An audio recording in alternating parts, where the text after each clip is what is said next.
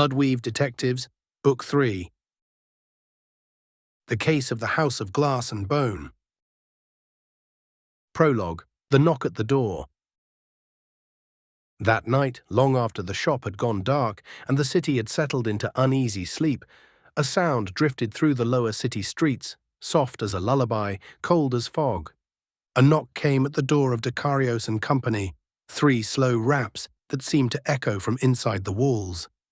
Vesta stirred first, half dreaming, half listening. The tune was familiar, one she'd never written. From upstairs, Gale woke with a start, heart thrumming in time with the faintest shimmer of weave light in the corner of the room. Astarion turned toward him in the dark. "Did you hear that?" "Yes," Gale murmured, his breath clouded in the air. "Someone's at the door."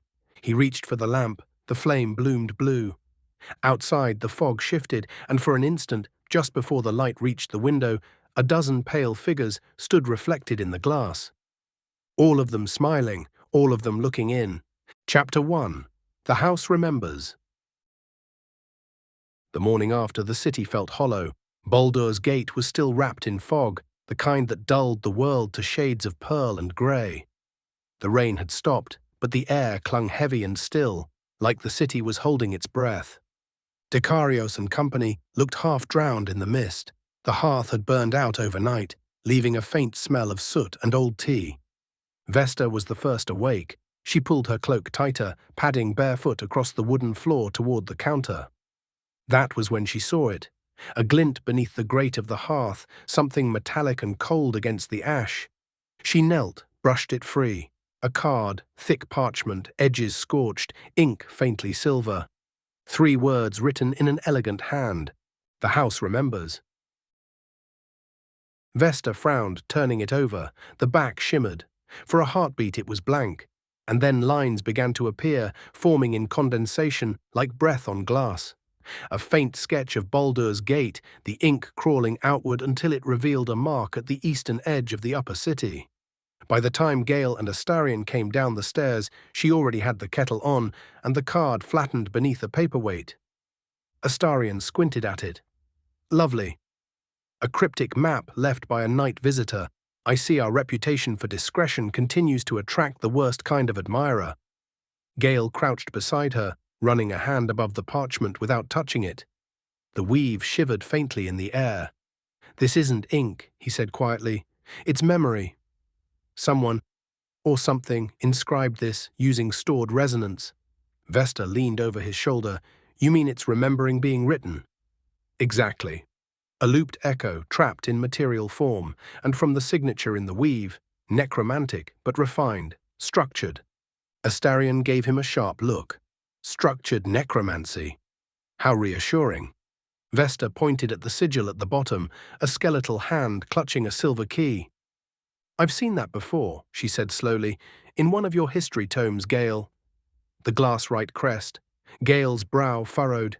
Yes, the Glasswrights were artificers, wealthy ones, until their estate burned nearly a century ago. No one rebuilt it. They say the family perished in the fire. Astarion smirked. "And now they're sending invitations." "Delightful." "It's more than that," Gale said, tracing the invisible shimmer of energy on the parchment. "Whoever delivered this bypassed the wards." That made Astarion still. "Impossible. I'd have felt it." "So would I," Gale murmured, "which means they didn't break the wards. They moved through them, as though they were already inside." Vesta raised an eyebrow. "Meaning?" "Meaning," Gale said, "that the visitor may not have entered from outside the shop at all." The silence that followed was heavy. The fog pressed closer against the windows. The clock on the wall, long stopped, gave a single solitary tick, and then fell silent again. Astarion sighed, folding his arms. "Well then, nothing suspicious about all of this. Shall we go knocking on burnt manor doors next? I do so enjoy a good haunting before breakfast." Gale smiled faintly, but the worry didn't leave his eyes. "Perhaps you should bring silver. And salt."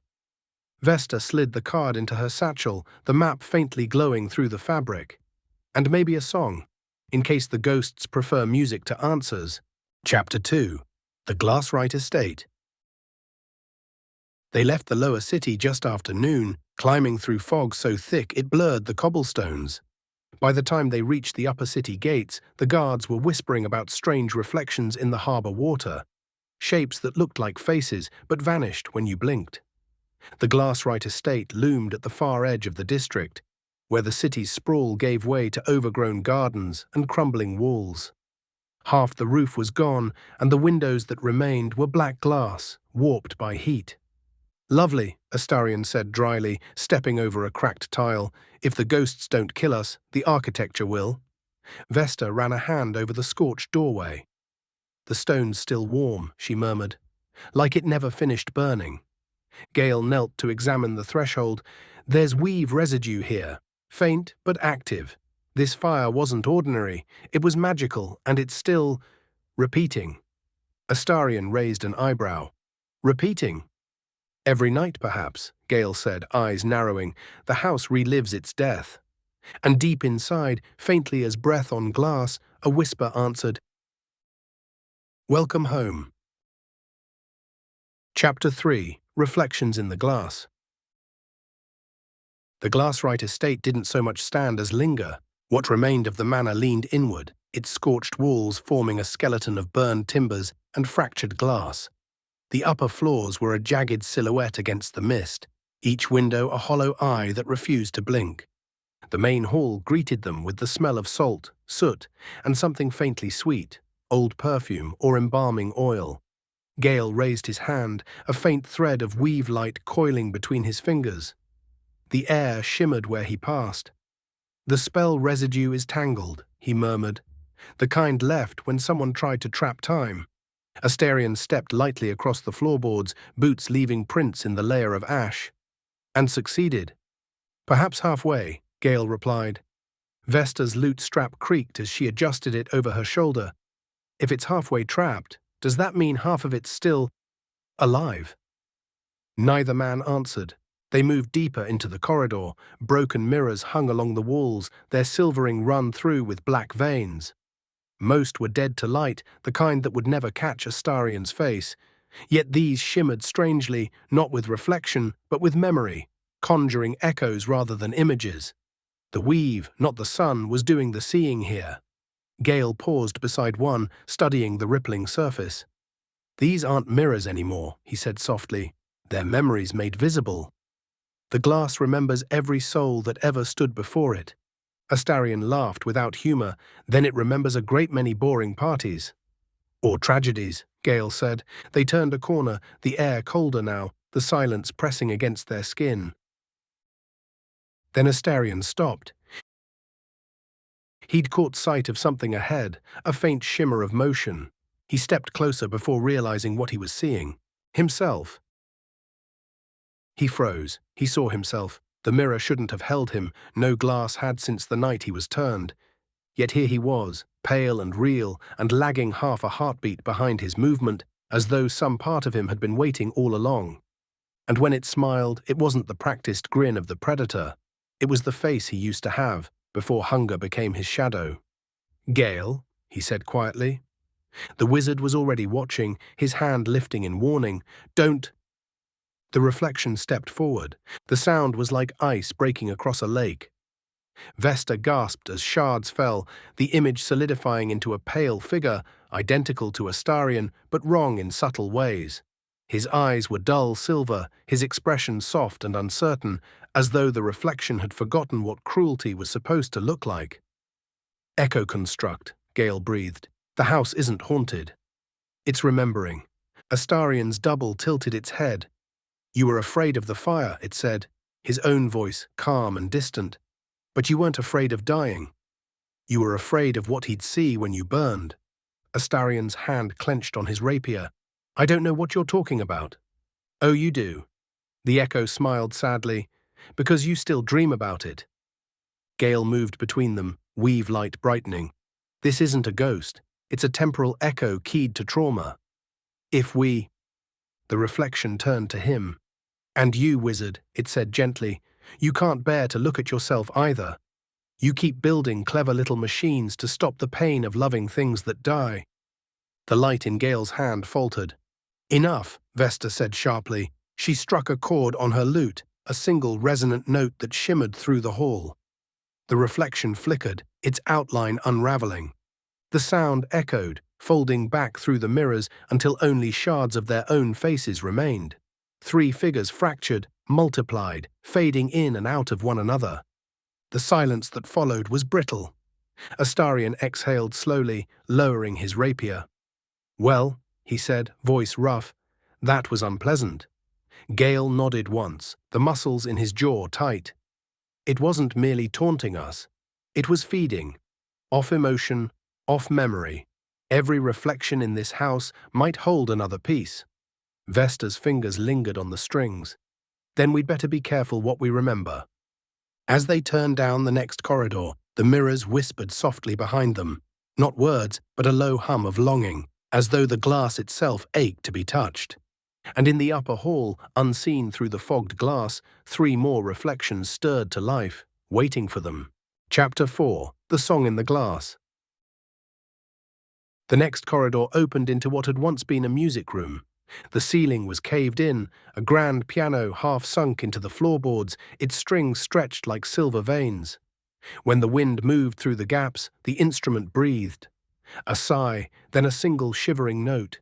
Vesta stepped forward, drawn. The mirrors here were smaller, oval and gilt-framed, their surfaces rippling like water.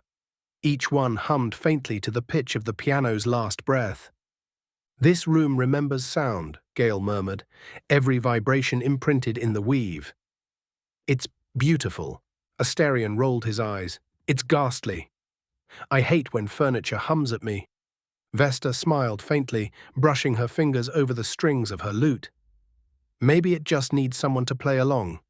She strummed once, softly. The mirrors flared, light spilling out of them in concentric ripples. The reflections shifted until the air shimmered with movement. From one of the mirrors, another figure stepped forth. A woman with Vesta's face, her hair loose and wild, her eyes shining with weave light. But her clothes were centuries old, courtly, embroidered, and stained with what might once have been blood. Gale inhaled sharply. "Vesta, don't—" The echo looked up and smiled. "I am her," it said gently, "or I was. The weave remembers us both." Vesta's lute went still in her hands. "That's not possible." "Oh, but it is. You've walked in too many songs, child. The magic heard your heart long before you learned to strum." Astarion's hand went to his weapon, but Gale caught his wrist. "It's not hostile. Not yet." The echo turned her gaze toward the wizard. "You too are a verse repeated. The heart remembers. The house remembers. And what we were—" She placed a translucent hand on Vesta's chest. "Will come again." The touch sent a pulse through the room. Every mirror flared to life at once. Dozens of faces blinked awake. Vesta's faces all slightly different. Bard, scholar, sorceress, soldier. A lifetime of versions reflected in rippling glass. Gale raised his staff, the weave crackling around him.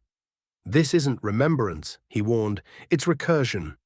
The house is trying to overwrite her with what it remembers." Vesta's jaw set. "Then it's going to have to listen to my version of the story." She struck a new chord, fierce and bright, a sound that wasn't meant for mirrors, but for the living. The reflections screamed, glass spiderwebbed with light. When the sound died, the only thing left standing was Vesta herself. Real, shaking but untouched. The other Vestas faded like mist. Astarion exhaled, lowering his blade. "I'm starting to think we should charge more for hauntings." Gale touched Vesta's shoulder. "Are you all right?" She nodded, though her eyes lingered on the shards glittering at her feet. "I think," she said softly, "the house knows my song." From somewhere deeper in the manor came another note, low, resonant, like a heart beginning to beat. The house wasn't done yet. Chapter 5: The Choir Below. The stairwell wound downward in slow spirals, the steps slick with condensation. Vesta went first, her lute slung over her back, her lantern haloing the fog in amber light. The air grew colder with each step, the silence thickening until even the flame burned soundlessly. When they reached the bottom, the hallway opened into what had once been a ballroom. Now it was a crypt of glass. Every wall was mirrored, not polished, but grown, like crystal veins through stone. The reflections were strange, slow to move, off by fractions of time, as though each image were remembering a different second. Vesta lifted her lantern higher. The reflections didn't copy her movement. They watched her. A faint sound filled the air then. A chord, low and incomplete. Her lute strings quivered against her back, humming in reply. Gale stepped closer, eyes wide. "It's resonating with you." "I'm not playing," she whispered. "No," he said softly, "but it's listening." The sound swelled. Dozens of voices joined the hum, soft, wordless, almost human. The mirrors began to move. Within each pane she saw faces. Women with her eyes, men with her jawline, children with her smile. Her hands shook. "These are echoes of you," Gale said, "or of your song. The weave is using your melody as a conduit." Astarion drew his rapier, scanning the mirrors. Conduit to what? The answer came in harmony. The mirrors sang. It wasn't music. It was grief shaped into sound, the kind of keening note that could bend light. And woven through it was something familiar. The melody Vesta had played at the end of Clockwork Conspiracy, the one she thought she'd invented herself. Her breath caught. "I didn't write this." Gale turned toward her. "Then perhaps it wrote you." The mirrors flared white. Images flashed. A battlefield, a burning temple, a young bard standing amid ruins, singing a single note to call the souls home. Then silence again. The glow faded, leaving only the three of them reflected over and over in the fractured walls. Vesta sank to her knees, her lute still vibrating faintly. "They weren't trying to haunt us," she murmured. "They were trying to sing back." Astarion crouched beside her. "Lovely. Ghosts with stage fright." She almost smiled. "They were me once. Or I was them. I think the weave keeps every song it ever loved." Gale rested a hand on her shoulder. "And you're the one it remembers through." Above them, the mirrors dimmed, leaving one still faintly glowing. A doorway made of light and sound, leading deeper into the house. Vesta rose slowly, her voice steady now. "Then let's see what the next verse remembers." Chapter 6. The Bard Who Forgot Her Tune. The light behind the mirrored doorway flickered like a heartbeat. Vesta stood at the threshold, fingers tight around her lute. The hum in the air was still there, faint, insistent, the same note that had followed her from the ballroom below. For the first time since she'd met them, she didn't want to play. "Something's different," she whispered. "It feels like if I touch a string, the world will listen." Gale's eyes softened. "It already is. The weave has recognized your voice, that's all." She gave a brittle laugh. "You say that like I didn't just make an entire wall of ghosts sing back at me." Astarion leaned casually against a cracked pillar, though his posture was too sharp to be truly relaxed. "Darling, the dead adore you. You've been charming the living for months. It's only fair they wanted a turn." Vesta didn't smile. She looked at her reflection in the glass, pale, distorted, humming faintly even though her lips were still. "What if it's not me they're hearing? What if I'm just noise that the weave uses to say what it wants?" Her voice trembled and it startled her. She wasn't used to hearing fear in it. Gale stepped closer. "You're not a vessel. You're an artist. The weave may echo through you, but the music is still yours." She shook her head. "You didn't see them. All those faces, all those versions of me. I don't even know who I am anymore." "Welcome to the club," Astarion said softly. That pulled a tiny broken laugh from her, which was all he needed. He pushed off the pillar and stood beside her, his reflection flickering slightly out of sync with his real self. "I've spent 2 centuries avoiding mirrors, Vesta. Now one finally showed me something, and it was wrong and right and terrifying all at once. You survive that by deciding which parts you'll keep." She looked at him, then at Gale. "And what if the parts I keep aren't human anymore?" Gale met her eyes, calm and steady. "Then we remind you that humanity was never the measure of worth. Heart is, and you have more of it than anyone I've ever met." The weave around them rippled, catching the emotion in his words, soft threads of light blooming faintly around her hands, golden instead of the usual blue. Vesta swallowed hard. You're both insufferably sentimental. Astarion smiled. We learned from the best. She took a breath, steadied herself, and turned toward the glowing doorway again. The light pulsed once, waiting. All right, she said, lifting her lute. If the world's listening, then it's damn well going to hear me sing the truth this time. Gale gave her a nod of quiet pride. Then let's see what kind of song builds a house out of glass and bone. Together they stepped through the doorway, and the light swallowed them whole. Chapter 7. The Song of the House. The light on the other side of the doorway was not a room. It was a cord made visible. They stepped into it cautiously, boots touching nothing solid, only air that shimmered in threads of sound. Each breath Vesta took trembled through the space like plucked strings, rippling outward in soft gold waves. Gale blinked in astonishment. We're inside a harmonic construct. This isn't architecture, it's resonance given shape. Astarion's hand hovered near his sword, but he didn't draw it. We're standing in a song, he said dryly. How perfectly you.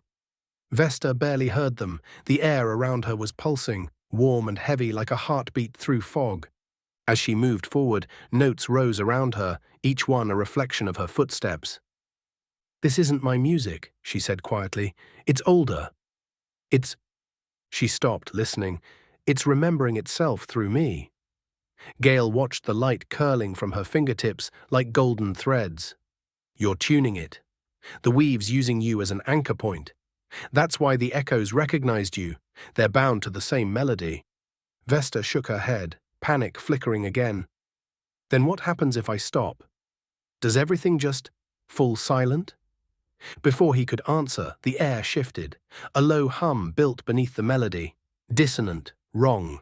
The gold light darkened, bleeding into crimson.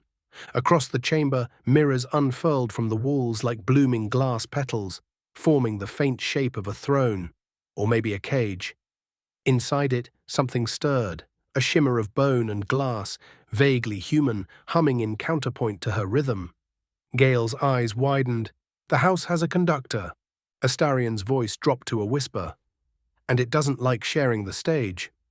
The figure in the cage turned toward them. Its body was translucent, its bones threaded with silver filigree, its heart a spinning orb of cracked crystal that pulsed to the beat of Vesta's breathing.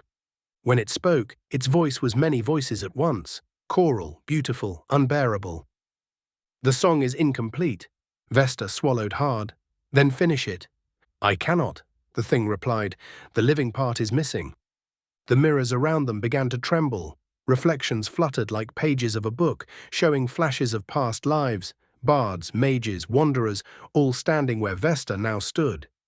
Gale's expression turned grim. It's feeding on the weave's memories.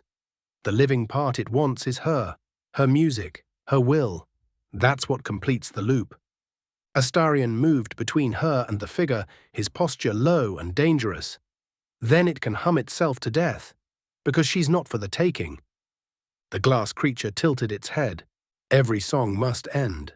Vesta lifted her lute slowly. Her hands were trembling, but her voice was steady when she spoke. Maybe. But I decide when the last note plays. She strummed a single chord. The sound rang like sunlight through water, scattering the red light into shards. The creature recoiled, its own hum breaking apart. Gale shouted over the resonance, his voice half awe, half warning. You're overwriting the pattern, Vesta. Her second chord drowned him out. The mirrors shattered all at once. 1,000 voices cried out and fell silent, leaving only the sound of her lute fading into stillness. When the last vibration died, the room was gone. They were back in the ruined hall, the fog pale and ordinary again. Vesta sank to her knees, panting. The lute was warm against her palms. Astarion knelt beside her, checking her face. Still in one piece? She nodded weakly. I think... It listened. Gale looked around, eyes wide with wonder. You didn't destroy the house. You freed it. You ended the song. Vesta stared at the broken glass glittering around them. Then why, she said softly, can I still hear it? Far away, deep beneath the city, a faint chord echoed back. The house was quiet, but the song had not truly ended. Chapter 8. The silence between songs. The fog had finally lifted from the lower city, leaving the streets slick with dew and the morning light grey as unpolished steel. Dicarios and company looked almost normal again, the fire crackling, tea steaming, papers stacked where Gale had left them before the glass-right case began. Almost. Vesta sat on the edge of the counter, her lute across her knees. The strings were slack. She hadn't touched them since they'd returned. Gale pretended not to notice. He was rearranging his notes with too much precision, shuffling parchment that didn't need shuffling. Astarion had made a show of polishing his rapier, though the blade had long been spotless. The silence stretched thin between them. At last Gale said, "You could tune it again, you know. The resonance will have faded by now." Vesta gave a small, absent shrug. "Maybe later." Astarion glanced up. Later as in when the world ends, or later as in once you've decided we're not going to explode if you hum. She smirked, but it didn't reach her eyes. Wouldn't want to make promises I can't keep. The tone was right, the energy wasn't. She'd always been light on her feet, bright and irreverent, filling the shop with music and mischief, until even Gale forgot to worry and Astarion forgot to brood. Now she moved like someone made of glass, careful, deliberate, trying not to ring. That night, when the fire burned low, Gale drifted upstairs to his study and Astarion to the guest room he never really used. Vesta stayed by the hearth. The clock ticked, the fire hissed, the lute on her lap was still. She thought about the room of mirrors, the sound that had known her name before she played it, the way it had listened back. Her fingers ached to play, to prove she still could, but she was afraid of what might answer. She fell asleep in the chair and dreamed of silence. Not the gentle kind, but a silence that pressed on her chest like a weight, the kind that listened harder than any song ever had. In the dream, she tried to sing, but when she opened her mouth, no sound came out. The house's light was there, whispering, "Who are you without the song?" She woke with a start.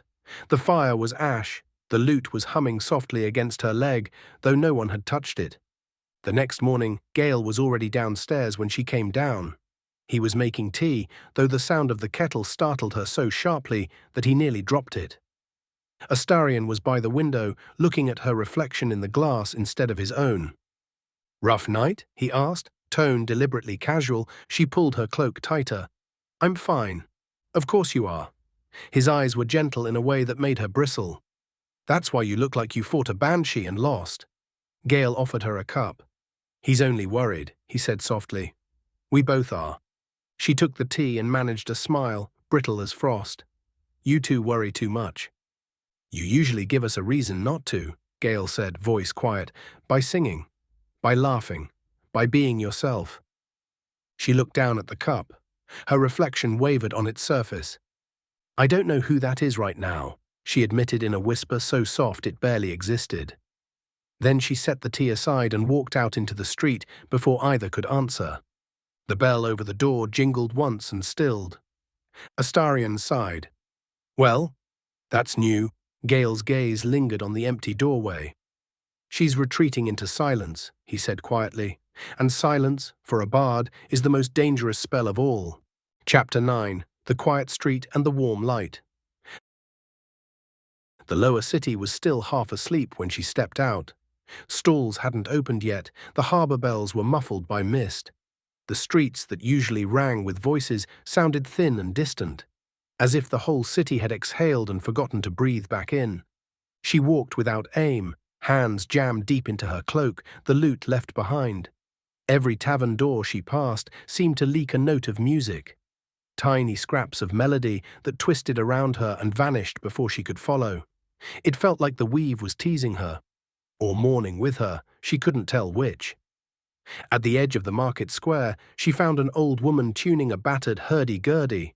The sound rasped and warbled, beautiful in its imperfection. Vesta lingered until the woman glanced up. "Want to play?" the stranger asked. Vesta shook her head. "Not today." The woman smiled. "Everyone says that before the song forgives them." The words hit harder than they should have. Vesta turned away quickly, her throat tight, and walked until the fog swallowed the tune completely. She ended up on the cliffs above the docks, staring at the sea. For the first time in years, she wished she'd never learned how to make a sound carry. All she'd ever wanted was to lift spirits, not wake ghosts.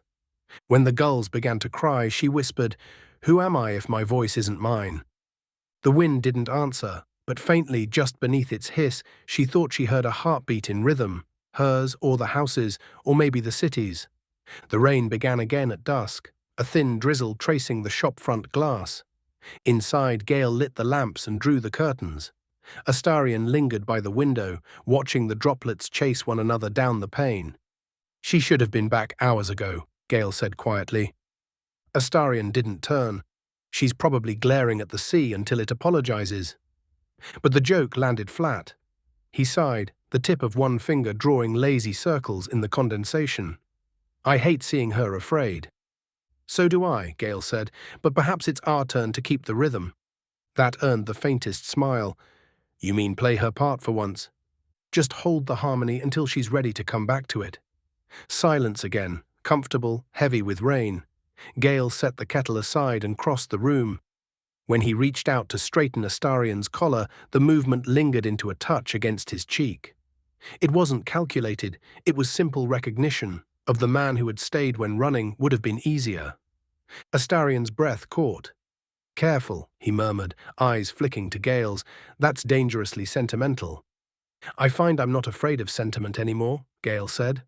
Astarion tilted his head, the smallest curve of amusement softening him. "Then prove it." Gale did. A light kiss, nothing fevered, just the meeting of warmth in a world too often cold. For a moment the storm outside was the only sound. When they parted, Astarion rested his forehead against Gale's. "She made us brave enough for this, didn't she?" "Yes," Gale whispered. "And now we'll be brave enough for her." They stayed like that a little while longer, two shadows wrapped in lamplight and rain, the air between them steadying. Then Gale drew a long breath. "We'll find her when the weather clears." Astarion nodded. "And when we do, we don't drag her back. We let her see that she's allowed to fall apart, that someone will catch her." Outside, the bell above the door stirred faintly in the wind, ringing once and fading. Neither of them moved to silence it. The sound hung there, a promise, waiting for her return. Chapter 10. The Cliffs Above the City. The cliffs were quiet except for the wind. The storm had passed, leaving the sea stretched smooth and black beneath a bruised sky.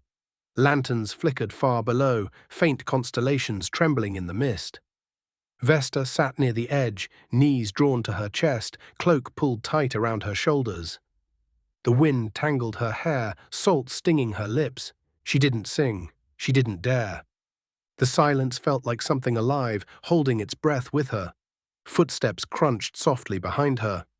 "I told you two to stop following me," she said, her voice raw from holding too much inside. "We didn't listen," Astarion said, stepping into view, his tone light but his eyes worried. "You've been a terrible influence."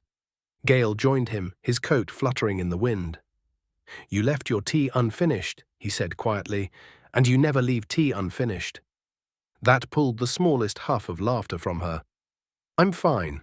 Astarion crouched, tilting his head. "No, you're trying to be fine." "There's a difference." Gale came closer, lowering himself beside her, his voice gentle. "You've carried us through so much, Vesta. But even bards get tired of being everyone's song." She turned her face away. "You wouldn't understand." "Maybe not," Gale said, "but we can still listen." That broke something. The words were too kind, too simple.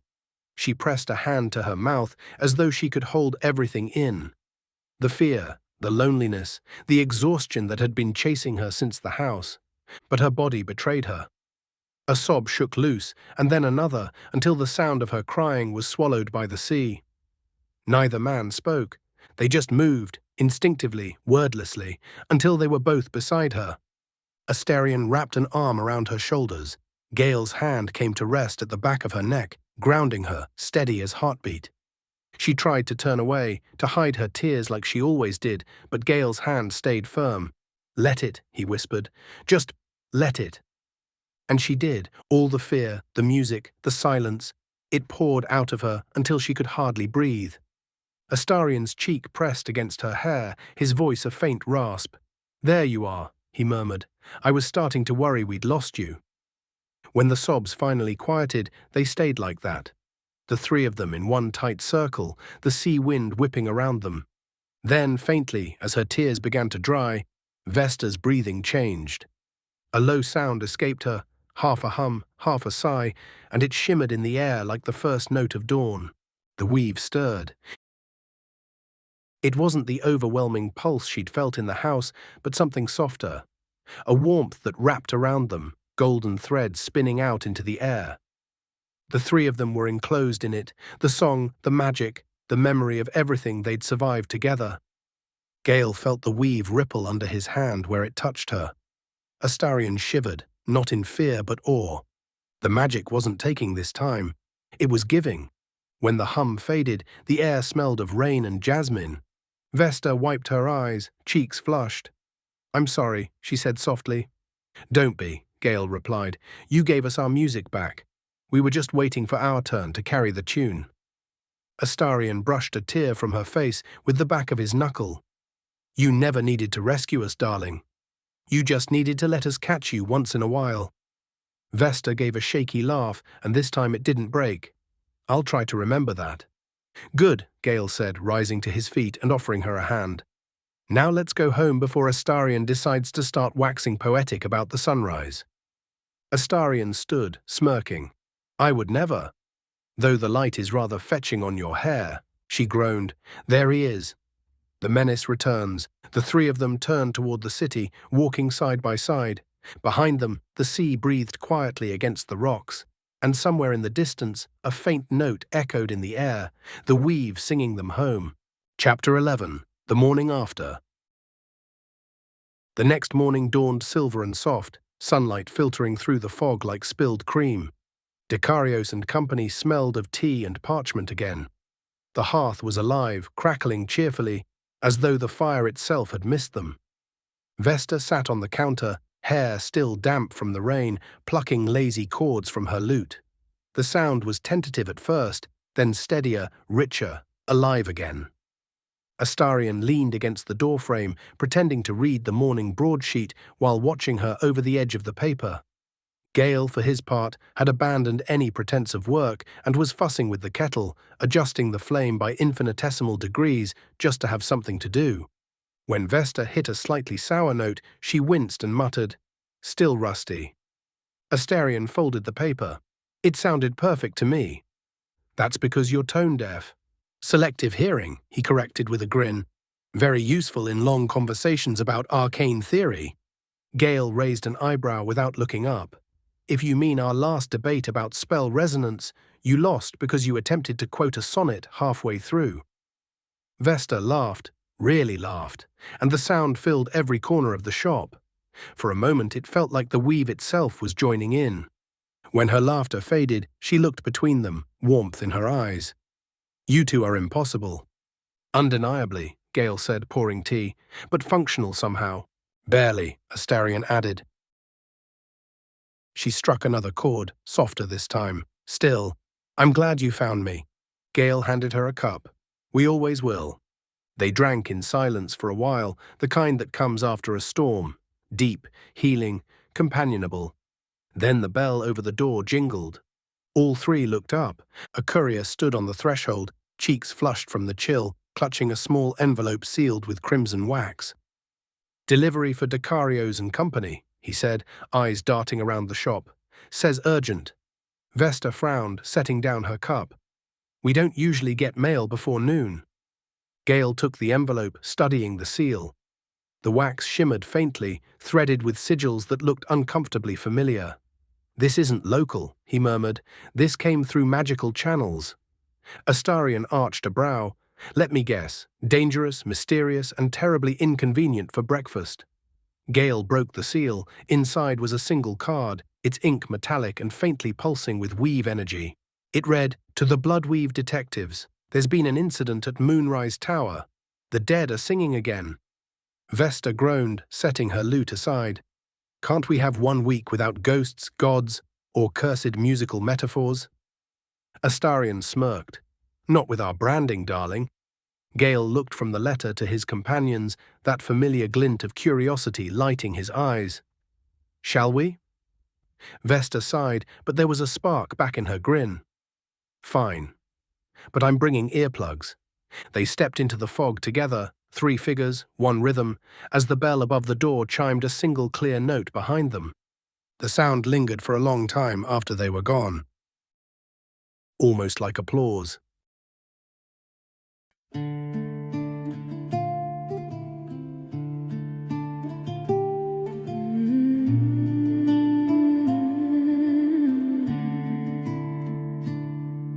I've been the one who stands in the fire, smiling through the smoke, keeping others steady so they never see me choke. I've sung 1,000 stories of hearts that wouldn't bend, but I forgot that mine could need a hand to mend. I thought the strong don't stumble, I thought the brave don't cry, but sometimes even the brightest flame just flickers in the sky. Even stone can break, even rock can fall, even the loudest voice can lose its song and call. But in the quiet after, when the echoes fade away, you find that broken things still shine, just in a different way.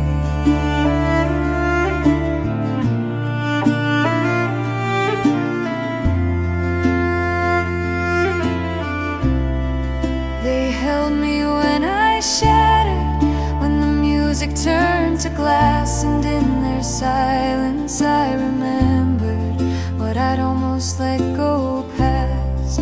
They didn't fix the pieces, they just stayed and let me be. And somehow in their waiting I began to find me. The world still hums beneath my skin, the weave still pulls me near, but I'm learning that my song's my own, it's not just what they hear. Even stone can break, even rock can fall, even the steadfast heart can't always stand tall. But when the cracks are open, light has room to stay, and broken things remember love in their own quiet way. So if I falter, let me fall, don't lift me, just be there. I don't need saving anymore, I just need to know you care. The song will find its way again, through the hurt, through the ache, because even stone can crumble and still remain. Even stone can break, even rock can fall, but hearts like ours keep beating through the silence of it all.